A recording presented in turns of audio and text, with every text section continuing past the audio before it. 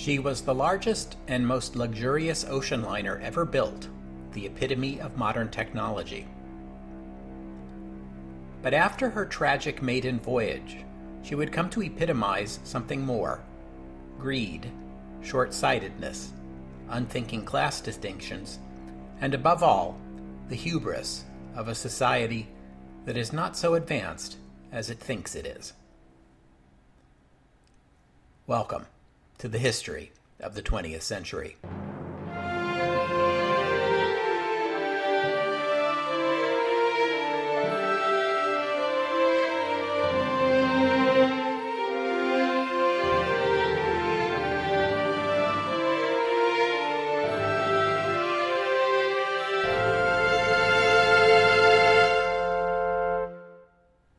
Episode 64, A Night to Remember.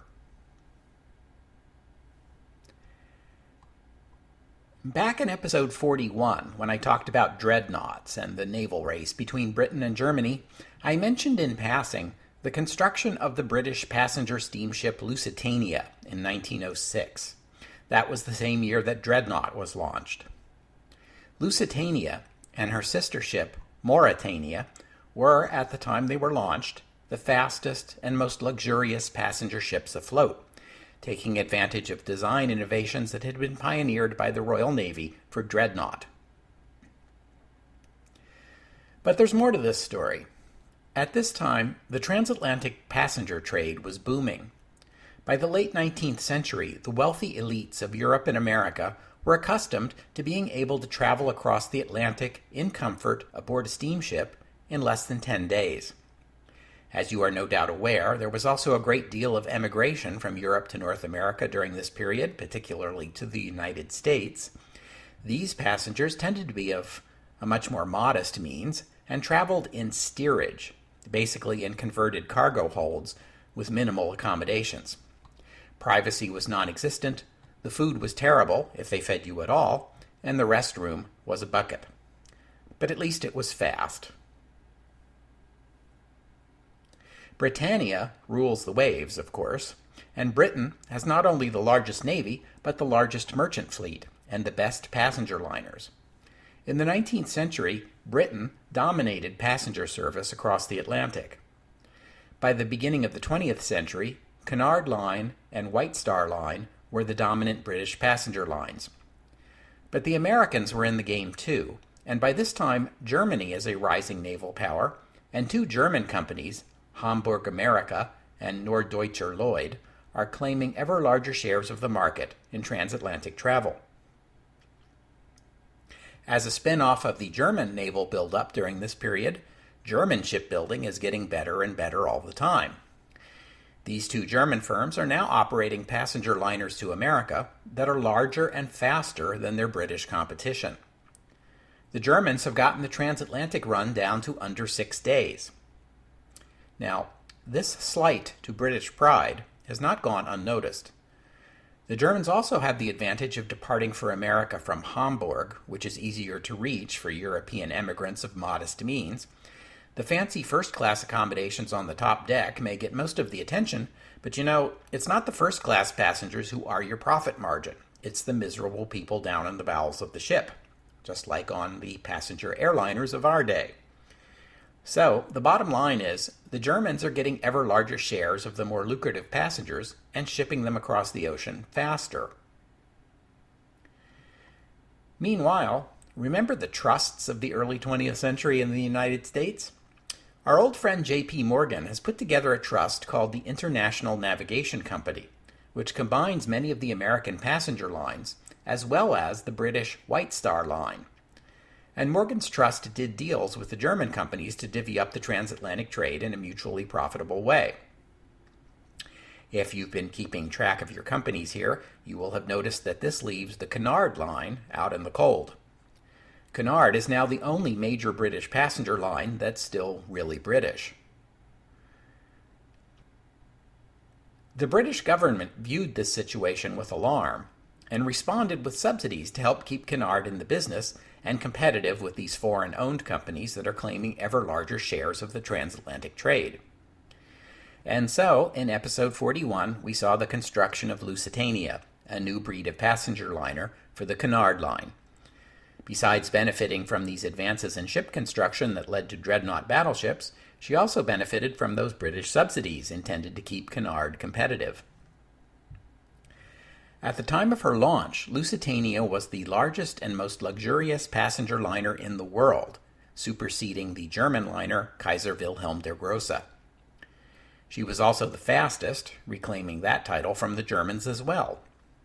All this did much to ease the hurt to Britain's pride. She was joined a year later by her sister ship, Mauretania, which was even bigger and even faster. So, good for British morale, but it puts the White Star Line in an awkward place. Her ships are now inferior to her competition. So it was time for White Star to up its game. The company commissioned 3 new ships, state-of-the-art, to respond to this challenge. They would come to be called Olympic, Titanic, and Britannic. Now you may have noticed it has become company tradition that Cunard ships would be given names ending in IA, while White Star ships got names that ended in IC. White Star's new ships would be larger than Mauretania, but the company decided it was too much to try to beat that ship on size and speed both, so they settled for winning on size. To make up for the fact that the Olympic-class ships would be slower, White Star was determined to make them the most comfortable and luxurious passenger liners afloat. Ships for the White Star Line were constructed at the Harland and Wolff shipyard in Belfast, Ireland. The two companies had an arrangement where Harland and Wolff built all of White Star's ships on a cost plus 5% basis.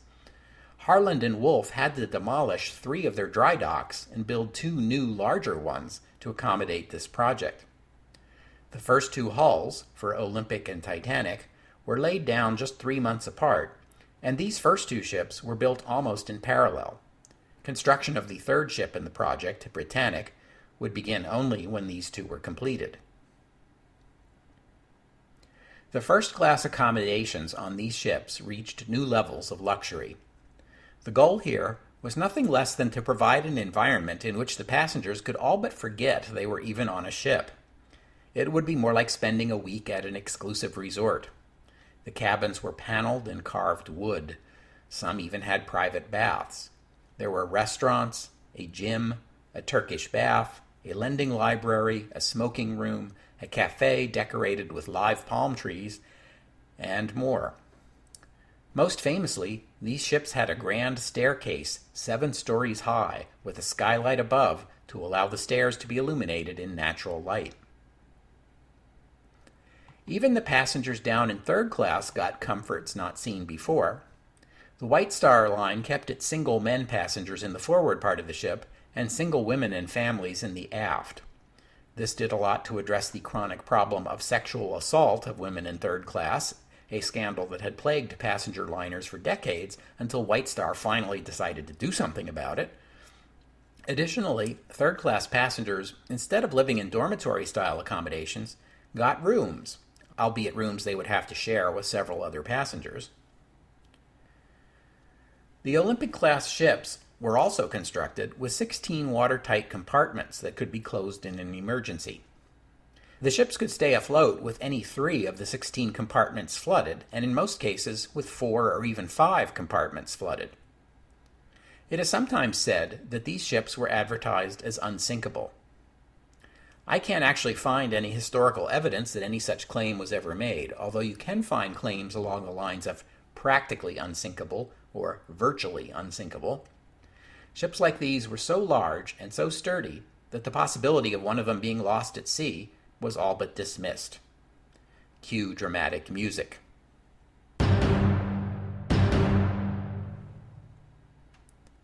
This brings us to the matter of lifeboats. These ships did not carry enough lifeboats to evacuate everyone on board. The British Board of Trade regulations did not require enough lifeboats to evacuate everyone on board. This is because no one was envisioning a scenario in which the ship would have to be completely evacuated while at sea. Lifeboats were for shuttling passengers and crew off a helpless ship and onto a different ship, and it was thought that there would be plenty of time for the lifeboats to take multiple trips. For example, in 1909, the White Star liner Republic was involved in a collision with another ship in fog off the coast of Massachusetts and sank. But although 2 passengers aboard Republic were killed immediately in the collision, the Marconi wireless operator was able to signal for help, and the other 740 people aboard were safely evacuated to other ships before Republic went down. Olympic began her maiden voyage on June 14, 1911. Her captain was Edward Smith, who would later captain Titanic on her maiden voyage. Also aboard was Thomas Andrews, the designer. He too would be aboard Titanic on her maiden voyage. Olympic made 4 Atlantic crossings without incident. But as she left Southampton on her 5th voyage, on September 20, 1911, she was involved in a collision with a Royal Navy cruiser, HMS Hawke. Hawke had a reinforced bow intended to ram enemy ships, and she struck Olympic's starboard hull, tearing large holes both above and below the waterline. 2 of Olympic's 16 watertight compartments were flooded and a propeller shaft damaged, but in spite of this, Olympic remained afloat, no one was killed or seriously injured, and the ship was able to return to Southampton under her own power. That Olympic managed to cope as well as she did, in spite of such a serious collision by a ship that, after all, was designed to sink other ships, only served to vindicate the claim that modern ocean liners like Olympic were just plain too large and too sturdy to be at risk of actually sinking. Olympic had to return to the shipyard at Belfast for repairs, and the need to get her back into service as quickly as possible meant delaying the completion of Titanic by a few weeks. Ironically, although the collision between Olympic and Hawke had cost no lives directly, it forced rescheduling of Titanic's maiden voyage, which would be indirectly responsible for terrible loss of life. Titanic would begin her maiden voyage out of Southampton at noon on April 10, 1912. She was capable of carrying over 3,300 passengers and crew, and under normal circumstances, the maiden voyage of a brand new luxury ocean liner, the pride of her line, could be expected to sell out. But this was not the case with Titanic. You'll recall there was a lot of labor strife in Britain at this time, and the country had just experienced a serious coal strike. The resulting shortage of coal was causing rail and steamship cancellations. Titanic's own departure from Southampton was almost postponed because of the strike, but her owners requisitioned coal from every other White Star and American ship in port to enable Titanic to make her scheduled run. Which in hindsight is tragic, since a delay would have prevented a terrible loss of life. Still, because of the coal strike, Titanic was only carrying about 1,300 passengers, about 55% of capacity, which in hindsight is fortunate given what is about to happen. Titanic also carried a crew of almost 900. That sounds like a lot, but bear in mind that most of this crew are engineers and firemen, who look after the engines, and stewards and galley workers, who look after the passengers. There were only 6 officers and 39 seamen aboard. It was standard practice at this time for ships headed for New York not to take the most direct Great Circle route, that would have had the ship virtually brush up against Newfoundland along the way, but rather to make for a designated point called the Corner, about 1,200 miles almost due east of New York City, thus keeping a good distance south of Newfoundland, and then turning west for the final run to New York. The reason for steering around the Corner is to avoid the Labrador Current, which carries icebergs south from Greenland and delivers them into the North Atlantic. The glaciers along the west coast of Greenland deposit tens of thousands of chunks of ice into Baffin Bay and the Labrador Sea every spring. Most of these icebergs meander around until they melt, but a small percentage of them are carried south, past Labrador and Newfoundland, and into the Atlantic. When the Labrador Current reaches the warmer waters of the North Atlantic, fog often forms, and the combination of fog and icebergs makes for tricky navigation. For centuries, mariners have avoided this region, known as Iceberg Alley. So far, the year 1912 has seen an exceptional number of icebergs reaching the North Atlantic shipping lanes. Exceptional, but not unheard of. The years 1904 and 1896 had also seen a lot of icebergs.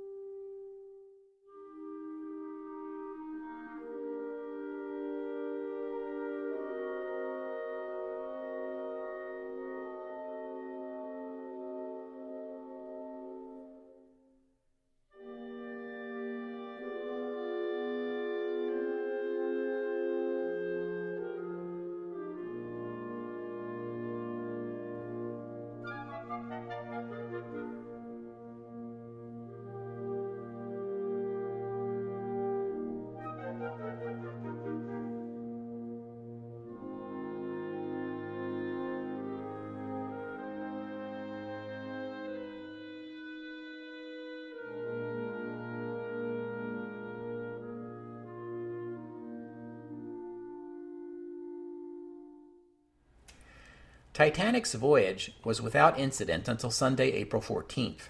She had turned the corner that day and was now headed directly west toward New York City. She was also sending and receiving a lot of radio traffic.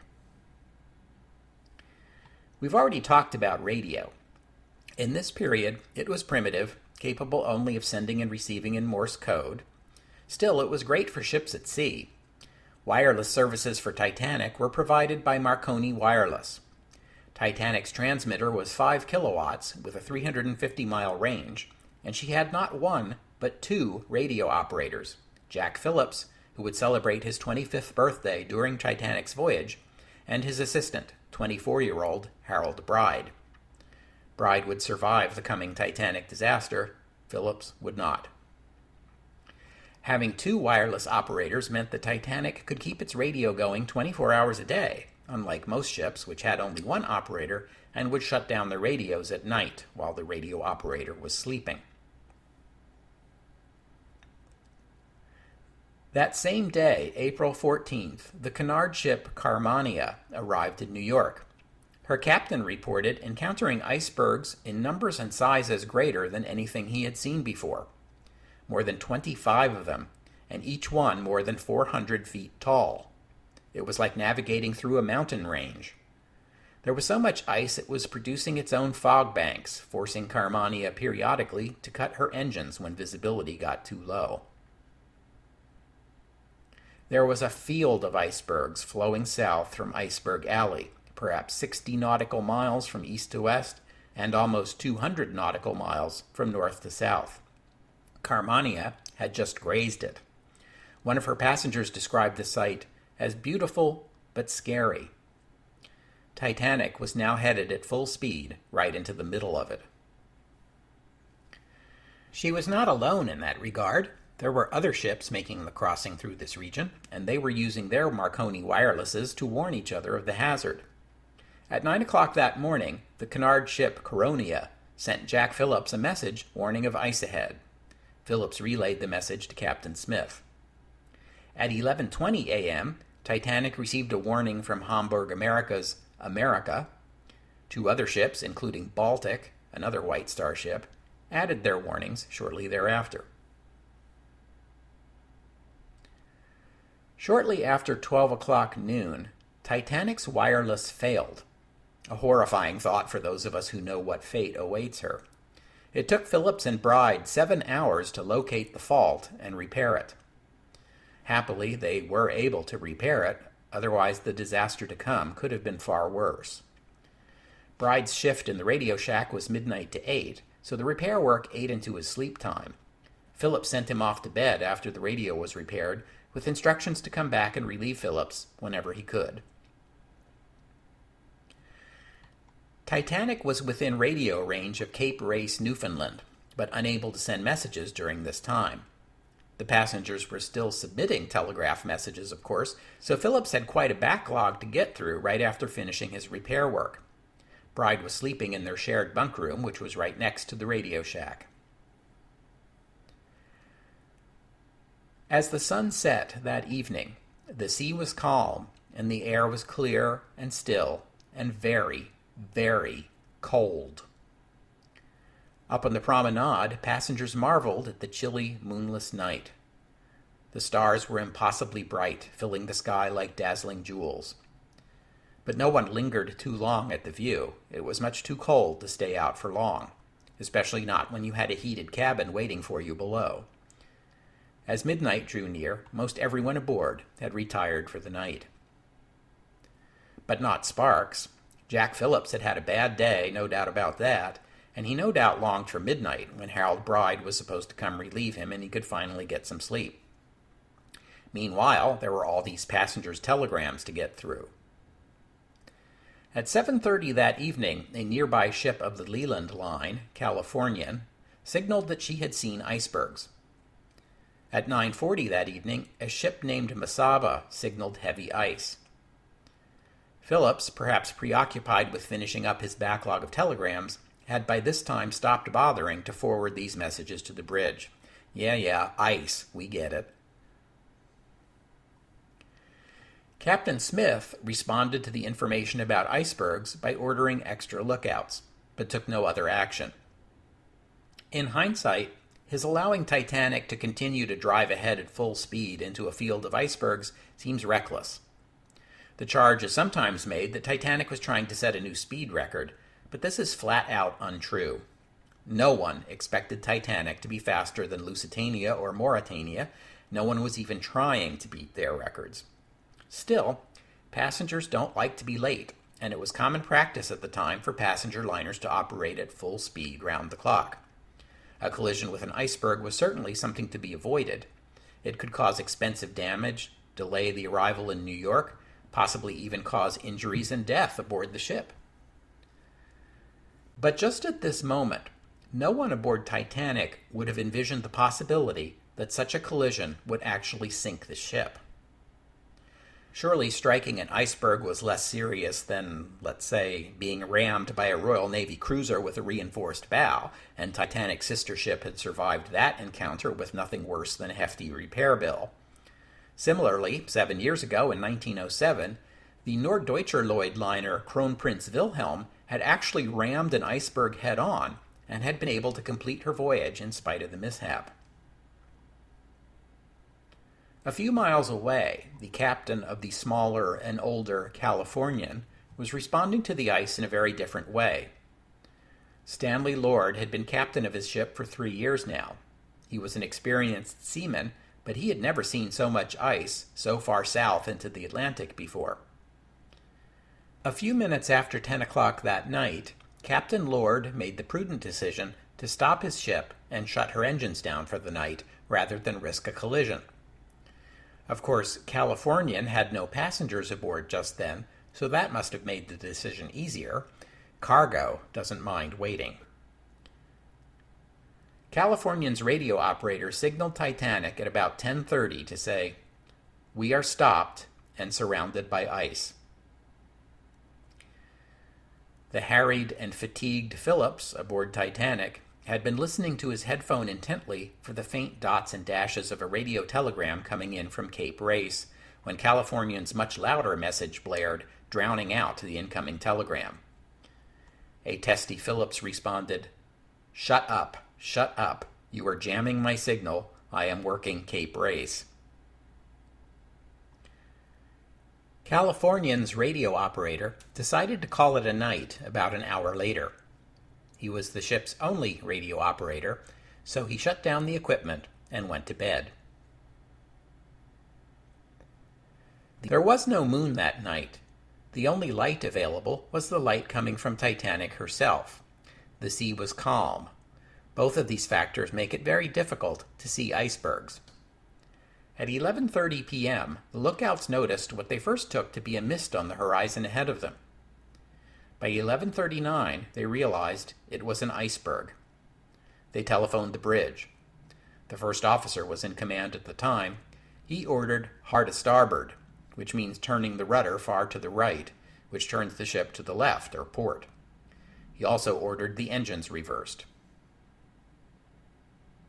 Some argue that Titanic would have been better off ramming the iceberg head-on. Others argue that the ship's rudder was too small, making her turn radius too wide.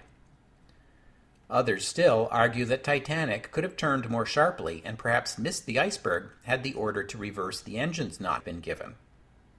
In fact, ordering a hard turn and reversal of engines at the same time are in some sense contradictory because the engine reversal increases the turn radius of the ship. So this combination of orders has about it the distinct whiff of panic. In any case, what happened was that the iceberg grazed Titanic's starboard hull. A spur of ice under the surface scraped the hull for 7 seconds. For many years it was believed that the ice tore a 300-foot gash in the hull, but modern examination of the wreck shows instead a series of smaller holes along the hull. Some believe the iron rivets used to hold the hull plates together became too brittle in the frigid water, and that most of the holes are hull plate separation. The total surface area of the holes is only about 12 square feet, a small number considering the size of the ship, but it was spread out over 6 watertight compartments. Titanic could have survived her first 4 compartments flooded. 5 spelled her doom. Seawater was flowing into the ship at about 10 times the rate the pumps could pump it back out again. Captain Smith called for Thomas Andrews, the designer of the Titanic, and asked his evaluation. With the forward compartments filling with water and Titanic's bow dropping, water would flow over the top of each compartment and on into the next. Andrews estimated the ship had 2 hours left. Smith gave the order to begin loading the lifeboats. Harold Bride, the assistant radio operator, got up at midnight to relieve Phillips. At this point, neither of them knew that anything was wrong.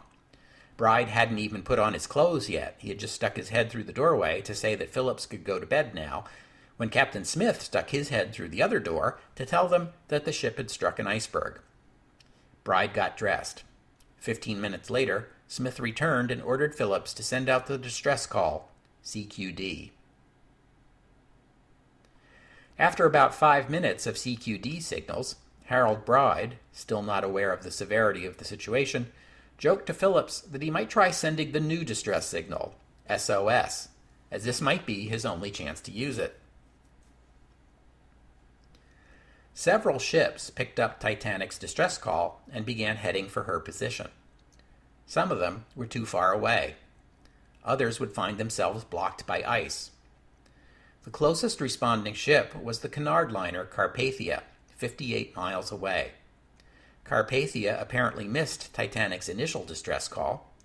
At 12:25 a.m., 10 minutes after Phillips had begun signaling CQD, Carpathia signaled Titanic to notify Phillips that Cape Race was trying to reach him with more radio telegrams. Phillips replied, "Come at once. We have struck a berg.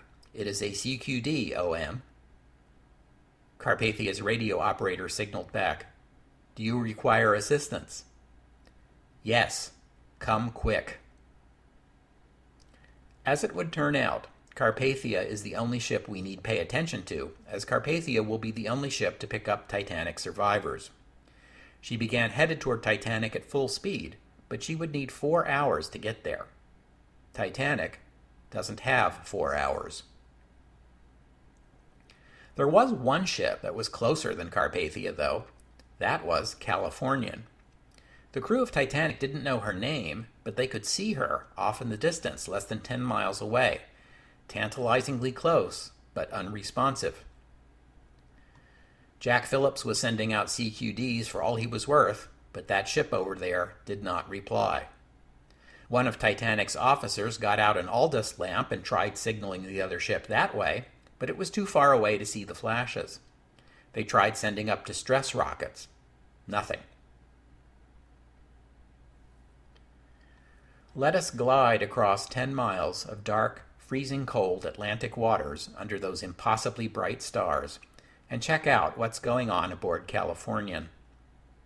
Remember that Californian's radio operator tried to warn Titanic about ice, and was told to shut up. The radio operator shut down his equipment and went to bed about 11:30 Sunday night, just minutes before Titanic struck the iceberg. Californian had another officer on board who was interested in learning radio, and when the radio operator went to bed, this officer asked for and got permission to fiddle with the equipment himself. Even an amateur radio enthusiast of the time would probably have heard and understood a CQD from a nearby ship with a powerful transmitter like Titanic, but sad to say, the officer couldn't figure out how to switch the apparatus on, could hear nothing, and gave up. In fact, Titanic was less than 10 miles away, and Californian's officer of the watch saw her in the distance and saw her turn to avoid the iceberg. At midnight, he was relieved, and he pointed out the brightly lit liner in the distance to the officer relieving him. At 12:45 a.m., the officer of the watch noted that the other ship was firing white rockets. They woke the captain, whose only order was to attempt to communicate with the other ship with an Aldous lamp, and let me know what happens. Then the captain went back to sleep. Now, firing white rockets was an acknowledged distress signal at the time. Aldous lamps, those handheld lamps used to flash Morse code at another ship, were in common use at the time, but these two ships were too far apart for that to work reliably. The officer of the watch aboard Californian would try to use his own Aldous lamp to signal Titanic and would also fail. He would then look at Titanic through his binoculars and notice that she seemed tilted, not riding level in the water. Alas, the penny never dropped. Californian made no other attempts to figure out what was going on. Most notably, no one woke up the radio operator to have him check into it. It would not be until after dawn, long after it was too late to do any good, that the radio operator would wake up, switch on his set, and learn what everyone else in the North Atlantic already knew. The great expert on the Titanic disaster, Walter Lord, would be asked decades from now, if he had access to some sort of time machine and could go back to Titanic that night, what would he do to help? What warning would he give them? Lord answered that he would want to use the machine not to go to Titanic, but to visit Californian, where he would go below, grab hold of her captain, and drag him topside and demand he set his ship toward Titanic at once. Hundreds, perhaps more than 1,000 lives could have been saved if only Californian's captain and crew had been a little more curious. But let us leave Californian for now and return to Titanic. Titanic's own captain is hardly coping with the emergency any better than Californian's is. He must have known before anyone else, except possibly Thomas Andrews, that the ship was going down before anyone could get there. The temperature of the seawater was 28 degrees Fahrenheit, or -2 Celsius. For a human being to plunge into water at that temperature means instant death for most from cardiac arrest. For the lucky ones who survive the initial shock, death from hypothermia is minutes away. The only hope of survival is the lifeboats, and Captain Smith ordered that the passengers be brought on deck and the lifeboats prepared. Titanic had only 16 regular lifeboats, along with 4 collapsible canvas boats. These boats varied in their capacity. Collectively, they had room for 1,178 people, meaning that even under ideal conditions, half of those aboard Titanic are going to die. The shock of this realization appears to have left the captain unable to cope.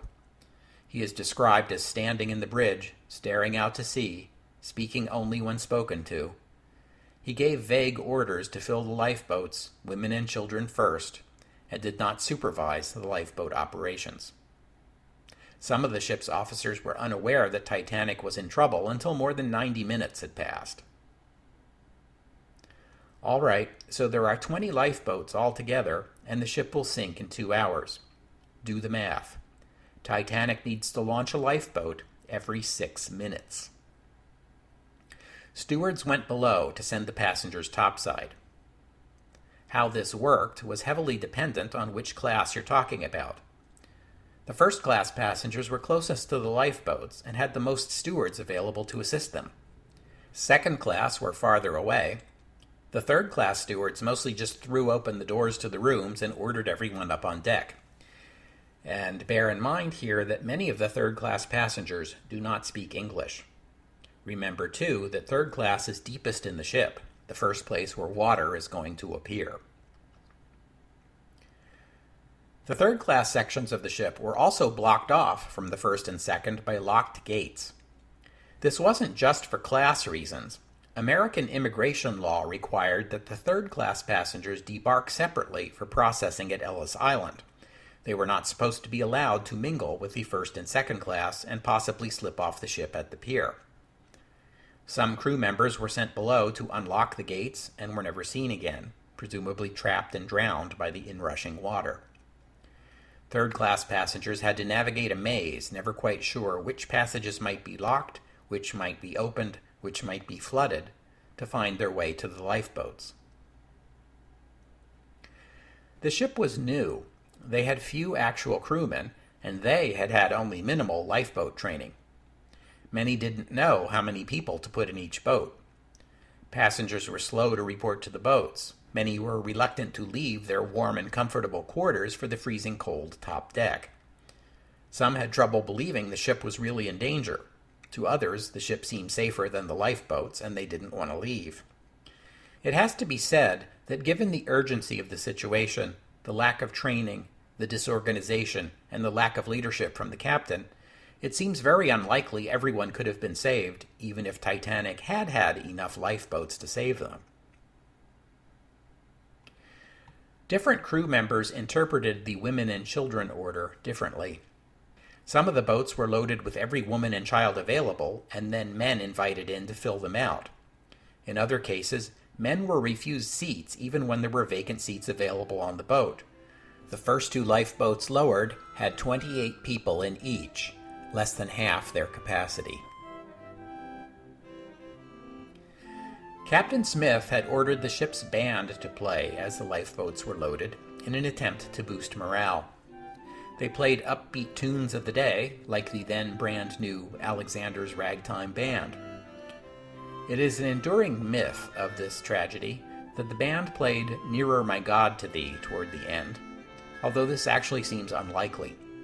At least one survivor vigorously disputed this, saying it would have been tactless to play a funeral hymn while people are boarding lifeboats.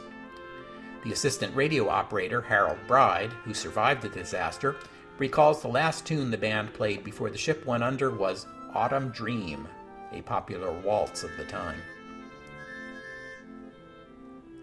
The last lifeboat was launched at 2:05 a.m. Captain Smith was walking the deck telling everyone, "Now it is every man for himself." By 2:15, the ship's bow was underwater. Now seawater was pouring into the ship not just through the holes, but also over the top of the hull. A wave of seawater crashed over the top deck, washing many people overboard, along with the last two collapsible boats. A lucky few managed to reach these boats and survive, including Harold Bride. The bow dropped rapidly. Number 1 funnel broke loose and fell onto the deck, killing a few and narrowly missing a lifeboat. As the ship reached an angle of 45 degrees, she broke in two. The forward section slid into the water and was gone. The stern section, about a third of the ship, turned almost vertical, floating a couple of minutes longer on the air trapped inside, likely with hundreds of people still clinging to it, before it too slipped below the surface. About 700 people survived that night, meaning over 400 lifeboat spaces went unused. The lifeboats lacked food or water or sources of light, meaning the wait there in the dark and the cold must have been agonizing. The people on some of the lifeboats debated going back to look for more survivors, but only a couple of boats tried. A handful were pulled out of the water, and most of these did not make it.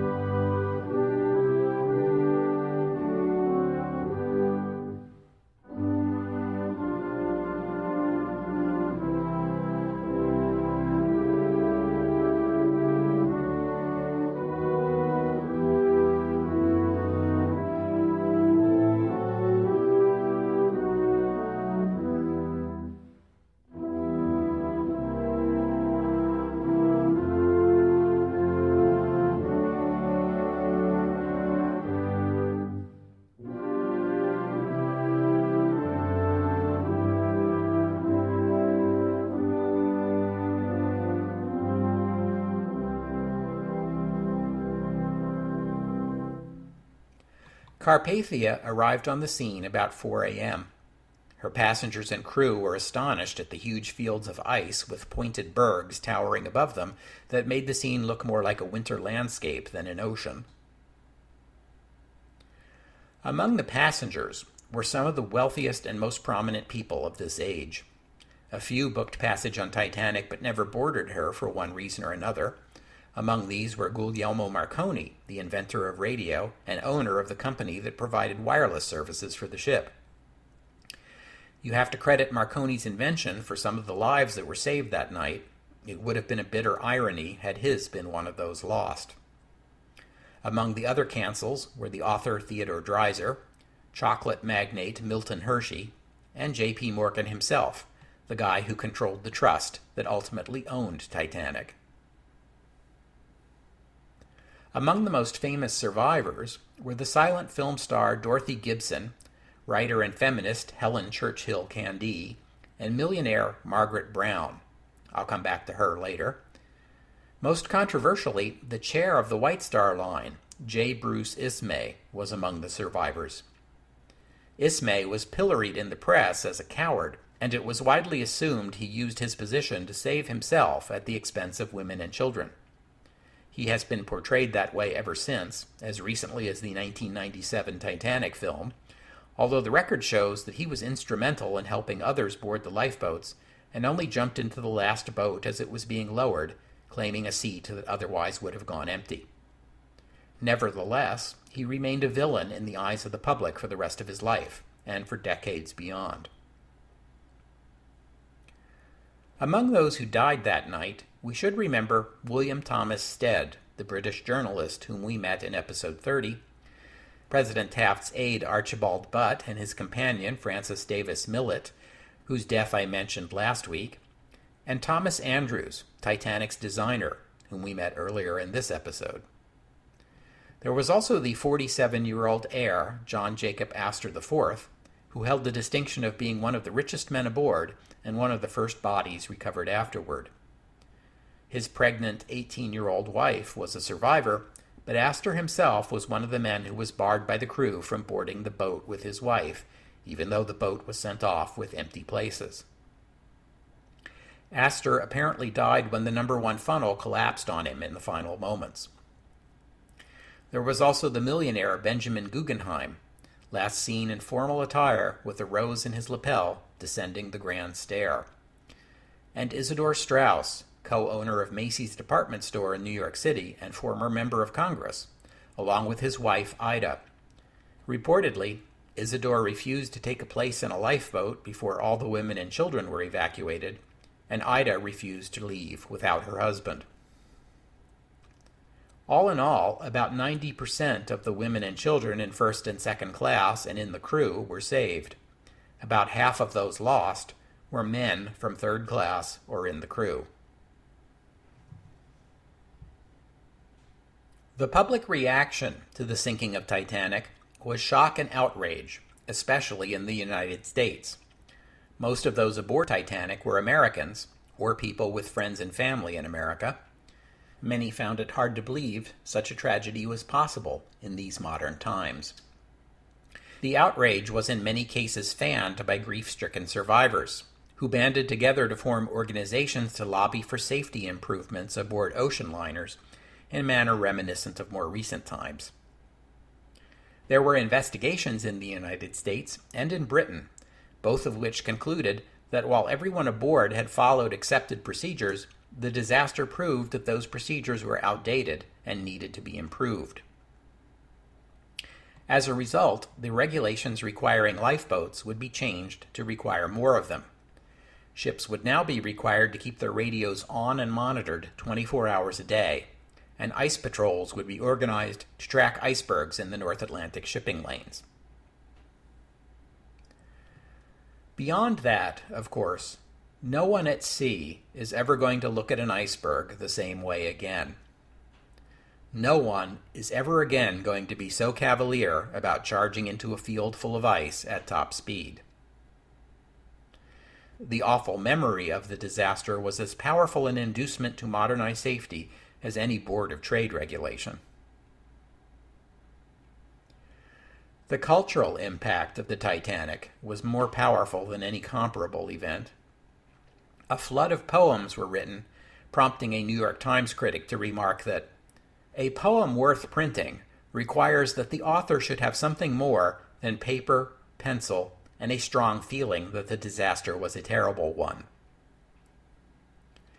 Tin Pan Alley produced over 100 songs about Titanic in the year following the disaster, and there were British songs as well.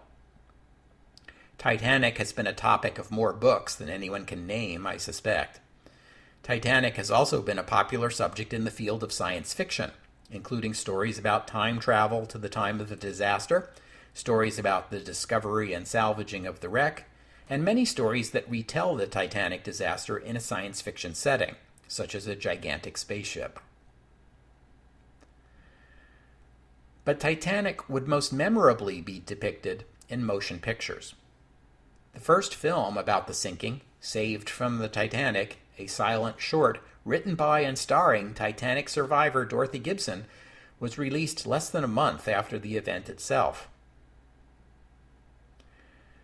The outbreak of the Great War, with its own man-made horrors that dwarfed the loss of life aboard Titanic, caused the disaster to slip away from public consciousness for a time.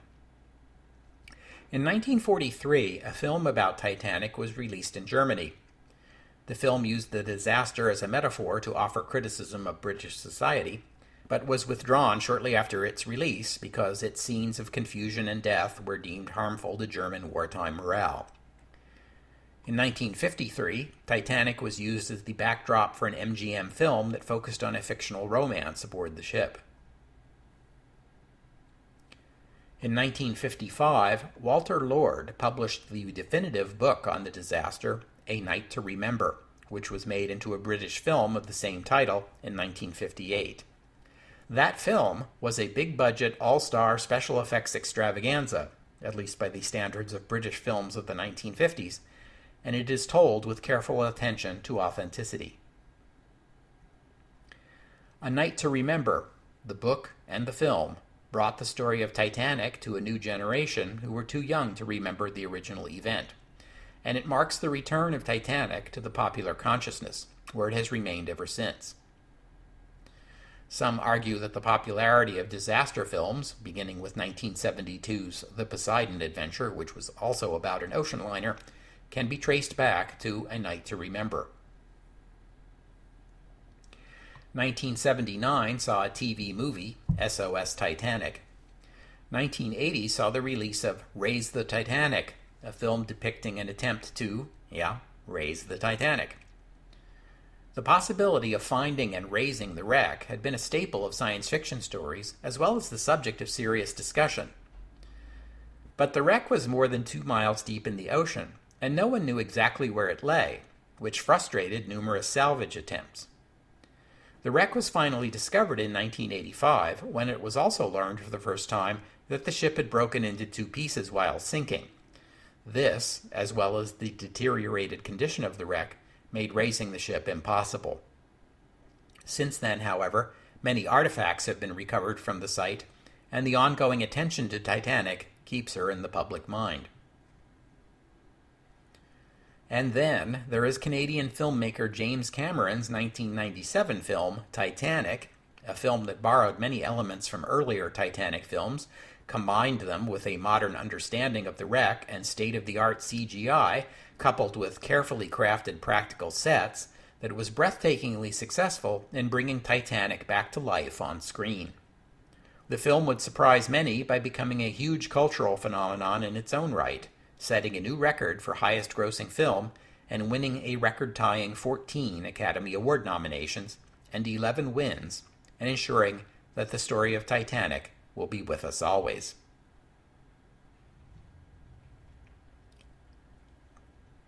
The story of Titanic presents a powerful metaphor, some would say an inescapable metaphor, for the civilization that produced her. Larger and more powerful than anything the world had seen before, the culmination of centuries of scientific and technological advancement, appointed with comforts and conveniences undreamed of even a few years earlier. and riven by class distinctions that allowed a powerful few to enjoy most of the comforts up top, while the masses of ordinary people were trapped underneath.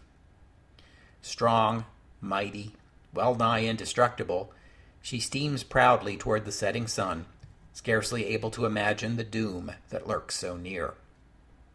Just as the civilization that produced her was lurching toward a catastrophe. The sinking of Titanic is in some sense the first warning that all is not well, the call from the lookout, as it were, that icebergs lie ahead. But alas, it is already too late to change course.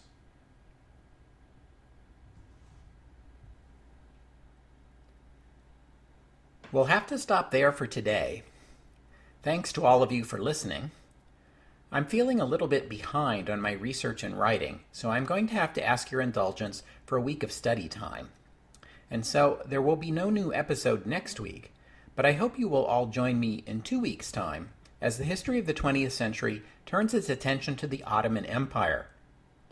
Back in episode 51, when I told the story of the annexation of Bosnia by the Austrian Empire, I mentioned that the act was driven in part by a liberal revolution in the Ottoman Empire, and I want to go back and pick up that thread because, spoiler alert, this is the beginning of the long downhill slide toward World War. That's in 2 weeks' time on the history of the 20th century. Oh, and one more thing. Before I go, I promised you more about the Denver millionaire Margaret Brown, who is in our day perhaps the most famous survivor of the Titanic disaster. Brown was born in Missouri to a humble family of Irish immigrants. She eventually married Colorado mining engineer J.J. Brown. J.J. struck it rich, and his wife made a name for herself as a philanthropist and a campaigner for women's issues, and also helped inaugurate the first juvenile court in America. She ran unsuccessfully for the United States Senate in 1914, and later would be awarded the French Legion of Honor for her fundraising efforts in the U.S. for French relief during the Great War. She died in 1932 at the age of 65. Brown was known for never having shed the tough, no-nonsense tomboy attitude she had developed while growing up in poverty. The well-to-do of her day found her abrasive and looked down on her and her new money, but she was a hero to ordinary people. Not only did she survive the Titanic sinking, she tried to organize a mutiny among the other women in her lifeboat to get it to turn around and pick up more survivors. When the Titanic officer on board refused and told her to shut up, she threatened to throw him overboard, though the officer had his way in the end and the lifeboat did not turn back despite her effort.